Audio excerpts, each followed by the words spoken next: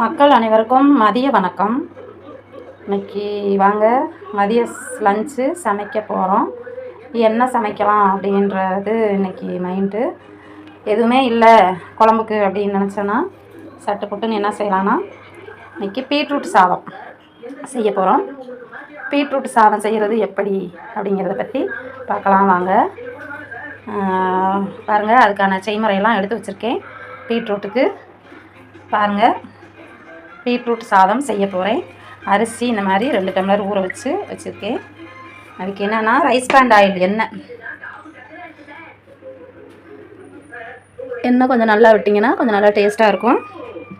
எண்ணெய் வந்து இங்கே ரொம்ப எவ்வளோ எண்ணெய் ஊற்றினாலும் இதில் ஒன்றும் தெரியாது. அந்த மாதிரி ஊற்றிக்கலாம். அந்த எண்ணெய் நல்லா டேஸ்ட்டாக இருக்கும். எண்ணெய் நல்லா காஞ்சோன்னே குக்கரில் வைங்க. குழந்தைகளெல்லாம் அந்த சாதத்தை விரும்பி சாப்பிடுவாங்க. இந்த மாதிரி பண்ணி கொடுத்தீங்கன்னா விரும்பி சாப்பிடுவாங்க. எங்கள் பேரம்பேத்திகளுக்கெல்லாம் மதிய லஞ்ச் டயத்துக்கு ஸ்கூலுக்கு இந்த மாதிரி தான் கொடுத்து விட்றாங்க. குழந்தைங்க விருப்பப்பட்டு சாப்பிட்டு பக்கத்தில் ஃப்ரெண்ட்ஸும் கேட்டு அந்த மாதிரி அங்கே போய் அவங்களும் கேட்டு சாப்பிடுவாங்க. நல்லா காஞ்ச உடனே கடுகு மட்டும் போடுங்க. போட்டு நல்லா பொரிய விடுங்க. அதுக்கப்புறம் ஒரு 5 பச்சை மிளகா கட் பண்ணி வச்சுருக்கேன். பச்சை மிளகா போடுங்க.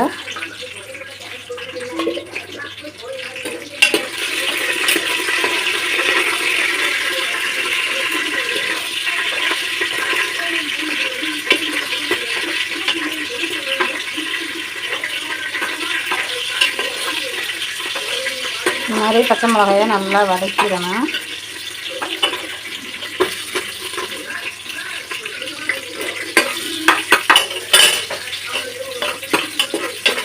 நல்லா கடவுள் இந்த மாதிரிப்பெல்லாம் நல்லா பொரிய விட்டு இந்த மாதிரி பச்சை மிளகாயை நல்லா வதக்கணும். பின்னாடி அதுக்கப்புறம் நறுக்கி வச்சுருக்க வெங்காயத்துள்ள நல்லா வெங்காயம் போட்டு நல்லா வதங்க விடணும்.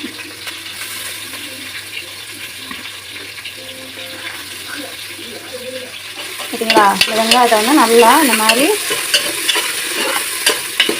வெங்காயம் வதக்கணும்.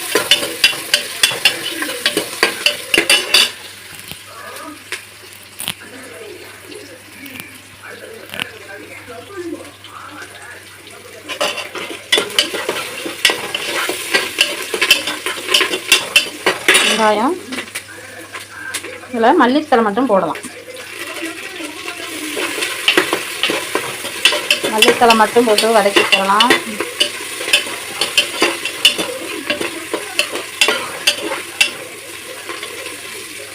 வெங்காயம் நல்லா வதங்கினோடனே நறுக்கி வச்சுருக்க 4 தக்காளியும் போட்டு நல்லா மூடி வச்சுருங்க.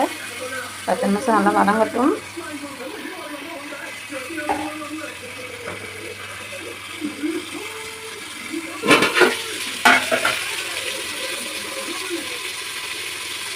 அதுக்கப்புறம் உப்பு 2 ஸ்பூன் போட்டுக்கோங்க. 2 ஸ்பூன் உப்பு போட்டு தக்காளி வதக்கினீங்கன்னா நல்லா வதங்கட்டும்.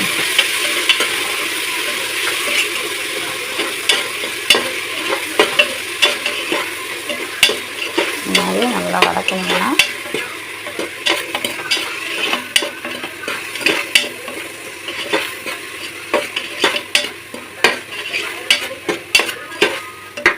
இந்த மாதிரி நல்லா வதங்க விடுங்க. நல்லா வதங்கினதுக்கப்புறம் பெருங்காயத்தூள். இந்த பெருங்காயம் RCM பெருங்காயம் அப்படிங்கிறது. இந்த பெருங்காயத்தூள் நல்ல செரிமானத்தன்மையை கொடுக்குது. குழந்தைங்க சாப்பிட்டாலும் நல்லா இருக்குது. அதனால் பெரும்பாலும் இந்த பெருங்காயத்தூள் போட்டு யூஸ் பண்ணிக்கோங்க. நல்லா கிண்டி விட்டிங்கன்னா அது நல்லா வதங்கி வந்துடும். அதுக்கப்புறம் திருவி வச்சுருக்க இந்த மாதிரி பீட்ரூட்டு திருவி வச்சுக்கணும். திருவி வச்சுருக்க பீட்ரூட்டை வந்து இந்த மாதிரி போட்டு நல்லா வதக்கணும். அப்படிங்களா? அந்த பீட்ரூட்டை வந்து நல்லா வதக்கிக்கோங்க. இஞ்சி பூண்டு வீட்டில் இருந்தால் நல்லது. இல்லைன்னா நீங்கள் இந்த மாதிரி கடையில் வாங்கினதை ஒரு இஞ்சி பூண்டு நல்லா போட்டுக்கோங்க.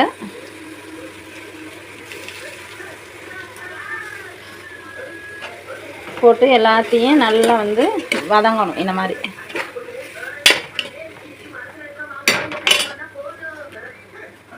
நல்லா வதங்க விடுங்க.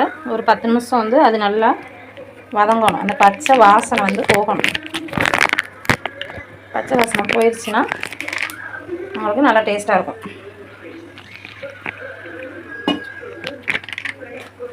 பச்சை வாசனை போக வருது. நல்லா வதக்குங்க. ஒரு 10 நிமிஷம் நல்லா வதக்கிடுங்க. இந்த மாதிரி நல்லா வதக்கிட்டிங்கன்னா வதங்கிடும். அதுக்கப்புறம் நல்லா அலசி அரிசியை வந்து நல்லா கழுவிக்குங்க. 2-3 தடவை நல்லா கழுவிக்கிட்டு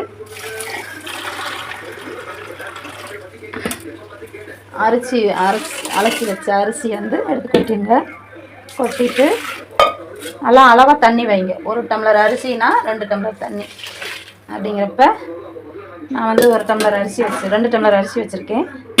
அதுக்கு 2 செம்பு தண்ணி ஊற்றிருக்கேன். 2 செம்பு ஊற்றிருக்கேன். நீங்கள் கொஞ்சம் விதையாக இறக்கணுன்னா தண்ணி கம்மி பண்ணிக்கோங்க. கொஞ்சம் குழையணுன்னா கொஞ்சம் தண்ணி கூட விட்டுக்குங்க. அந்த மாதிரி விட்டுக்கலாம். அரிசி ஊறின அரிசினா தண்ணி கம்மியாக வச்சுக்கலாம். ஊரில் பச்சையாக இருக்குன்னா இந்த மாதிரி கொஞ்சம் தண்ணி எக்ஸ்ட்ரா வச்சுக்கலாம். நீங்கள் பாருங்கள், இந்த மாதிரி இருக்கும்.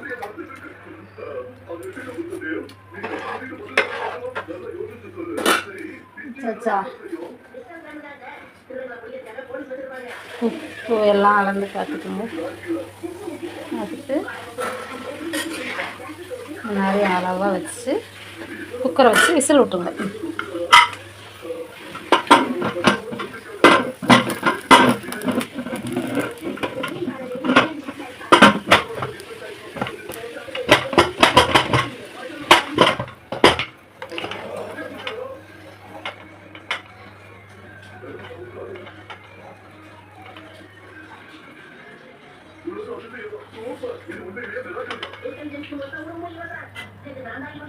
அவ்வளோதான். இந்த மாதிரி லாக் பண்ணி விட்டுருவோம். பீட்ரூட் சாதம் ரெடி ஆயிடுச்சு. பாருங்கள், இதுதான் பீட்ரூட் சாதம். குழந்தைகளுக்கு இந்த மாதிரி மதிய லஞ்சுக்கு பண்ணி கொடுத்தா அவங்களுக்கு நல்லா டேஸ்ட்டாக இருக்கும். சாப்பிட்றதுக்கு ஹெல்த்தாகவும் இருக்கும். பீட்ரூட் சிலர் விரும்பி சாப்பிட மாட்டாங்க. அப்படி உள்ளவங்களுக்கு இந்த மாதிரி பண்ணி கொடுத்துக்கலாம். பிடிச்சிருக்கா இந்த மாதிரி? அதனால் இங்கே பாருங்கள், இந்த இல்லத்தரசி யார் அப்படின்னா பாருங்க, இந்த சேனலுக்கு ஒரு சப்போர்ட் பண்ணுங்கள். லைக் கொடுங்க, ஷேர் கொடுங்க, கமெண்ட் கொடுங்க, சப்ஸ்கிரைப் பண்ணுங்கள். நன்றி, வணக்கம்.